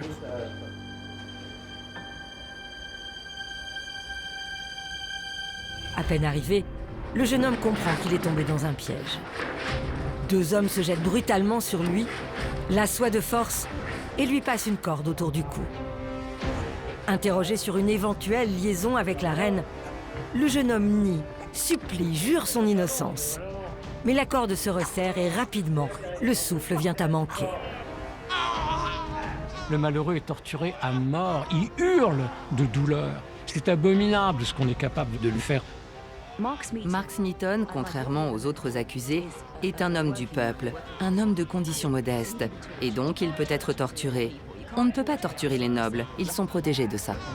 Et donc, brisé de souffrance, les nerfs à vif, il dit oui, oui, oui, j'ai couché avec la reine d'Angleterre, oui, oui, oui, nous avons été amants.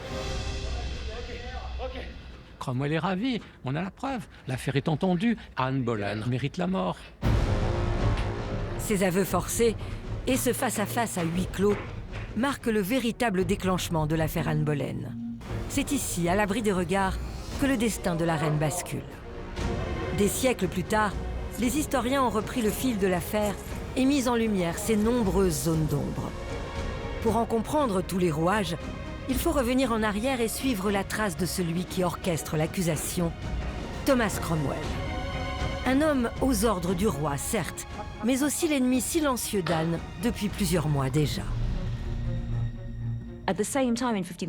En 1536, Anne et Cromwell se sont violemment affrontés au sujet de la dissolution des monastères.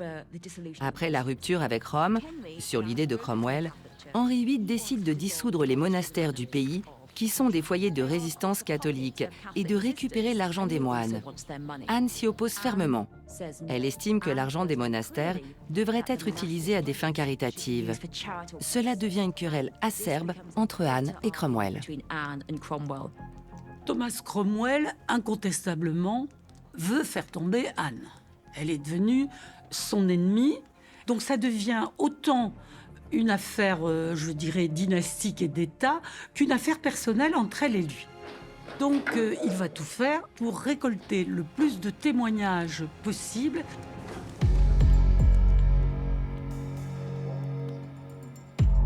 Cromwell convoque les intimes de la reine et n'hésite pas à employer des méthodes douteuses pour les faire parler.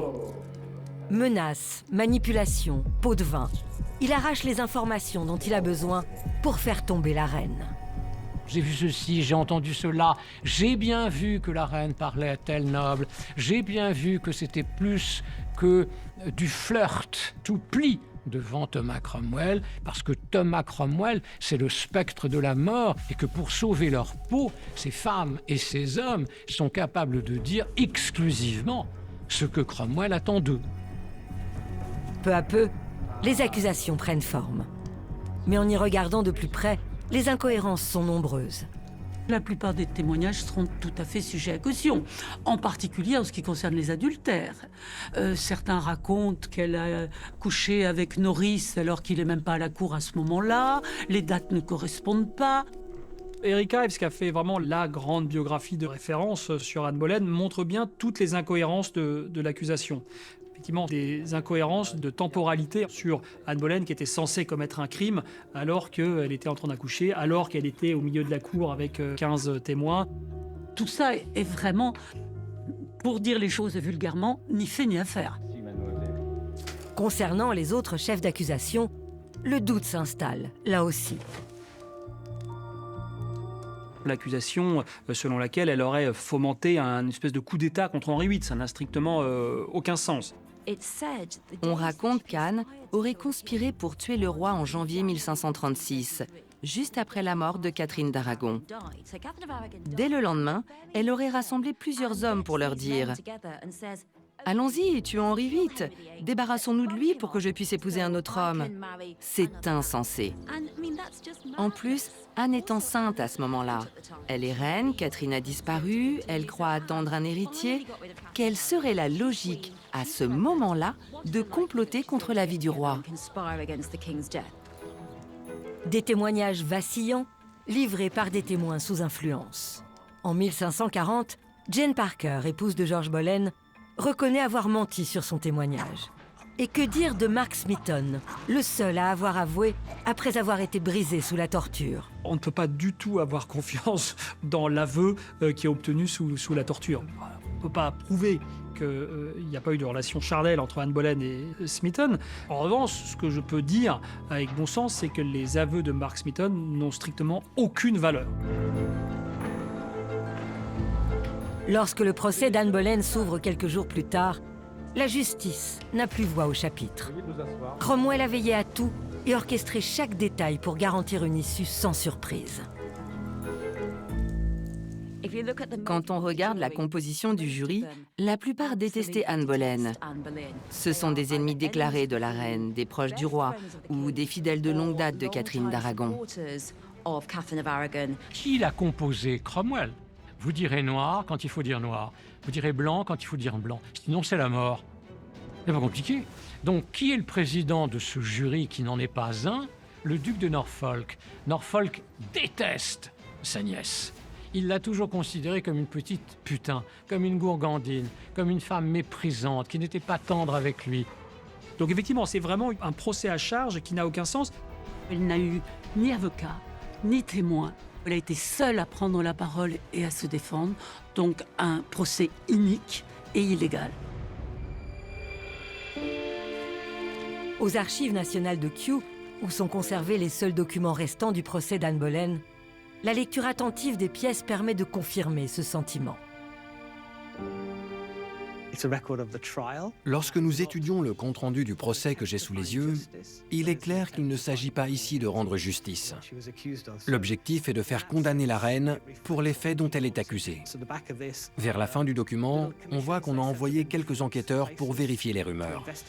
Mais en réalité, leur mission n'est pas de découvrir la vérité. Ils ne font que confirmer les informations déjà établies.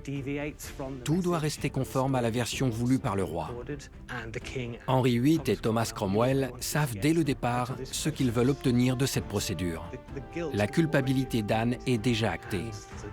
Et les lords du jury ne font qu'entériner la décision royale. C'est un exemple très clair de la manière dont l'État utilise la loi pour imposer sa volonté. Dans ces conditions, la reine n'avait en réalité aucune chance d'échapper aux accusations. Le procès d'Anne, c'est pas un réel procès. L'idée à retenir, c'est que les monarchies de la Renaissance ne sont pas des États de droit. On dirait, l'anachronisme est réel, c'est un procès de Moscou. C'est-à-dire que véritablement, c'est une charge totale. Il n'y a aucun moyen de se défendre. On l'aurait tué en l'empoisonnant, en la poignardant, c'eût été exactement le même résultat. Tous les historiens d'aujourd'hui sont à peu près d'accord sur ce point. Elle était innocente de tout ce dont elle a été accusée. Anne Boleyn, jusqu'à la fin, elle clamera son innocence parce qu'elle est innocente. L'exécution d'Anne Boleyn, ce n'est rien d'autre qu'un meurtre. Un meurtre qui a été commis aux yeux du monde entier, mais c'est un meurtre. En 17 jours à peine, le roi a scellé le sort de celle qu'il avait tant aimée. Et 11 jours seulement après sa mort, il se remarie avec Jane Seymour. Mais s'il espérait effacer le souvenir d'Anne, le destin, lui, va en décider autrement. Après l'exécution d'Anne Boleyn, Henri VIII va donner ordre à Cromwell et ses hommes d'aller à Hever Castle de tout détruire toutes les lettres d'Anne Boleyn, de détruire tous ces objets, tout ce qui appartient à Anne Boleyn. Il y a effectivement une volonté, comme auraient dit les latins, de damnatio memoriae, c'est-à-dire d'effacer toute mémoire, et ce qui en plus est facilité par le fait que Jane Seymour va lui donner un fils, le petit Édouard. Donc effectivement, il y a cette idée que voilà, ça y est, enfin, il a fait le bon choix, et c'était donc bien une erreur de se marier avec Anne Boleyn. Loin de clore le drame, la mort d'Anne Boleyn ouvre un nouveau chapitre pour l'Angleterre, plus sombre encore. Car après elle, Henri VIII s'enfonce dans une violence sans retour. Cette année 1536, c'est un peu une année pivot dans le règne d'Henri VIII. On bascule dans la tyrannie, on bascule dans une forme de folie politique où plus personne n'est à l'abri. C'est là où on peut vraiment parler d'un avant-exécution et d'un après-exécution, comme si la mort d'Anne Boleyn déchaînait davantage les ténèbres. 4 ans plus tard, Thomas Cromwell va finir lui aussi par être disgracié et il est décapité à la hache. C'est digne d'un roman. On n'est pas loin d'un Alexandre Dumas. La vengeance posthume d'une reine. Tous ceux qui ont plongé, je dirais, Anne dans les ténèbres l'ont payé de leur vie.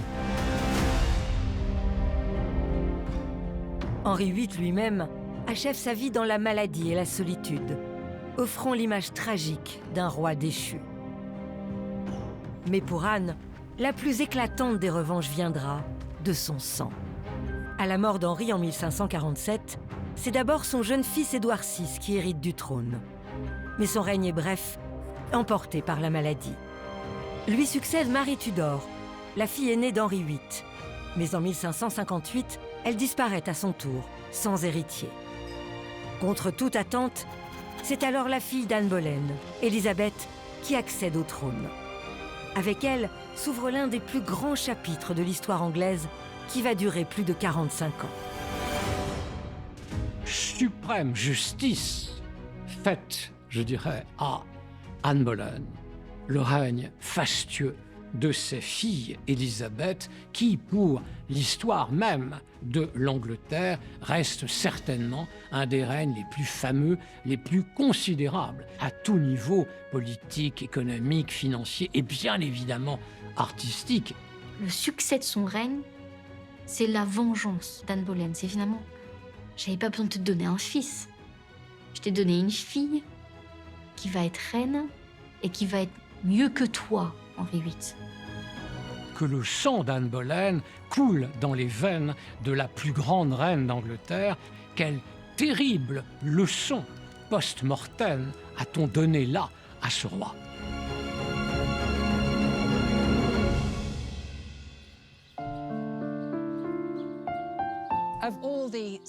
De toutes les femmes d'Henri VIII, Anne Boleyn est celle qui suscite le plus d'admiration. Sa vie a été remplie de drames.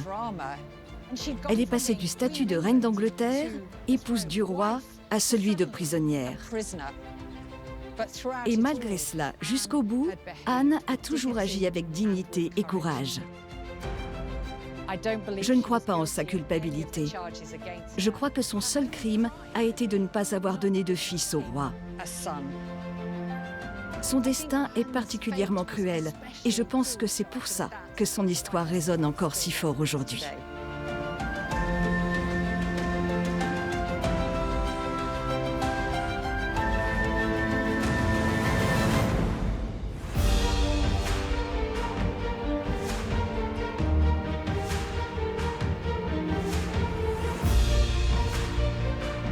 C'est ici, au château de Hever, au bout de l'allée bordée de statues, que s'achève notre voyage à la découverte d'Anne Boleyn. Depuis cette loggia inspirée des plus belles villas de la Renaissance italienne. Même si ce paysage a été façonné après Anne Boleyn et qu'il a subi les transformations du temps, chaque pierre, chaque haie, chaque bruissement de feuilles semble pourtant encore murmurer son nom. Car Hever est bien plus qu'une simple demeure. Il est le théâtre silencieux d'un destin hors du commun, celui d'Anne Boleyn, cette femme déterminée et résolue dont l'unique malheur aura été de ne pouvoir donner un héritier mâle au roi.